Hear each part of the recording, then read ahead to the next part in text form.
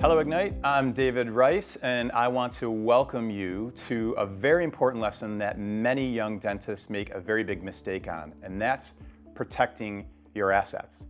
The reason I'm going to share this story with you because it's really near and dear to my heart, and what seems very unreal to you right now in dental school or your first couple years out became very real for one of my best friends that I went to school with. So I want you to picture how hard you're working right now in school, how much time you're giving up, all the freedoms that you've passed on that many of your friends haven't and are enjoying life right now. And get that picture in your head. Now I want you to fast forward a couple years from now. You've got a great practice, maybe you bought a great house, you're married, you have some kids, you're taking great vacations, you're making $200,000, $300,000, $500,000 a year. Life is good. And now I want you to picture going to work one day and you have a patient in your operatory and you're looking through your loupes and it strikes you that was crystal clear yesterday isn't quite so clear today. So you try to clear your eyes, but they just don't really clear. And you come back tomorrow and the next day and the next day. And if you're anything like my best friend Mike, at some point a week later, you freak out and you make an appointment. You head to the ophthalmologist, they run you through that whole camera 1, camera 2 thing and a bunch of other tests that you've probably never had when you've gone before. And in short order, what you learn is at age 39, you have macular degeneration and your clinical practice life is over. Think about that. Great house, great family, great vacations, earning a great income, all like that in an instant, totally at jeopardy. Now I want you to do what most young dentists don't do, and I want you to do what my friend Mike did.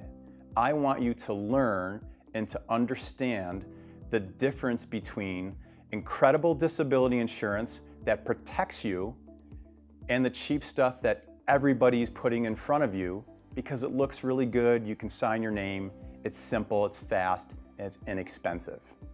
And I'm here to tell you that at the end of the day, if that insurance policy doesn't pay you when you need it, it doesn't matter how inexpensive it was. You have to invest in your very best asset, and that very best asset is you.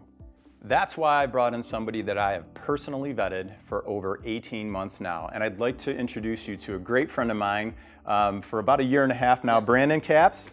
Good to see you. Very good to be here, David. Good to be in sunny Arizona with you. So yes, gorgeous out here. It's amazing. A little better than Buffalo, just saying. So Brandon owns a company called Velocity Wealth Management, and he is one of the top experts in the dental space for dental students, for residents, for young dentists, and he knows everything there is to know. And boy, did I get a lesson in life about disability insurance as well as other things we need to do as dentists to protect ourselves because it's complicated. So thank you so much for investing time in Ignite and our young tribe. So Brandon, I'm going to start today with a question I know a little bit about, and that is own occupation, right. Within the disability space. Right. Can you tell us what that is and why that's so important to our young dentists? Absolutely.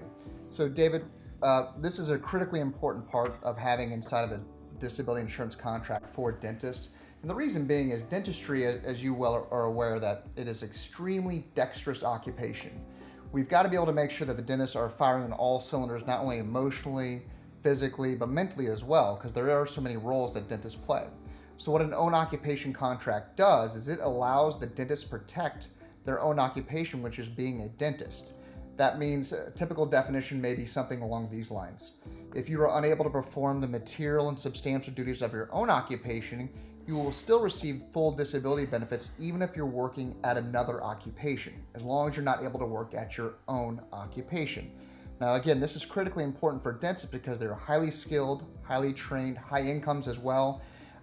As it is such a dexterous occupation, there are many things that maybe a dentist could do outside of dentistry. You know, if something happens where a dentist may hurt their hand or their finger or their ulnar nerve, there are many things that they could do, such as maybe go be a general practitioner for medicine.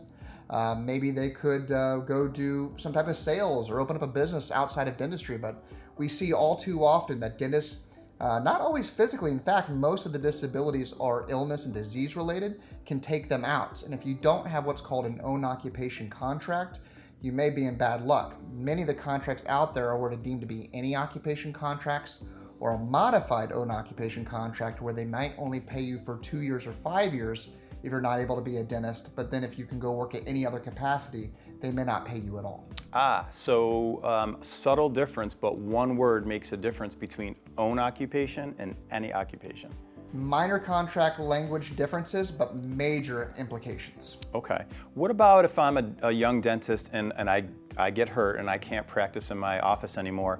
Can I still teach at a dental university, do research, maybe work for a big company like Ivoclar Vivadent or Patterson Dental, things like that? Excellent question. So if you do have a high quality individual disability insurance contract that does protect your own occupation, and there are also definitions called specialty own occupations that if you specialize, you may want to look into as well. But if you have one of those high quality individual contracts that do protect your own occupation, you would be able to go and work at another capacity as long as you can't perform the material and substantial duties of your existing occupation being a dentist. So that's an important distinction to know and understand as a young dentist and a graduating fourth year student is I would imagine that it's going to cost a little more to have that specialty own occupation, but we know what we know best and probably worth the spend on the front end to have a range of activities we can do within our own profession. Yes, it's important to know what you know and know what you don't know and work with a professional, someone that does specialize in the industry so they can go out there and help you search the different policy options and to teach you so that you can make an informed decision what's best for you. I like it. I like it.